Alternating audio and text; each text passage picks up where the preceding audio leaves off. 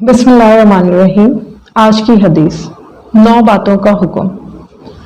हजरत अबू हुरैरा रज़ियल्लाहु ताला अन्हु कहते हैं कि रसूलुल्लाह सल्लल्लाहु अलैहि वसल्लम ने इरशाद फरमाया, मेरे रब ने मुझे 9 कामों का हुक्म दिया है। नंबर 1, खुले और छुपे हर हाल में खुदा से डरो। नंबर 2, किसी पर मेहरबान हो या किसी के खिलाफ गुस्से में हो, दोनों हालतों में इंसाफ ही की बात कहो। नंबर 3, रासती और अतदाल पर कायम रहो, चाहे अमीर हो या फकीर। नंबर 4, जो मुझसे कटे मैं उससे जुड़ूं।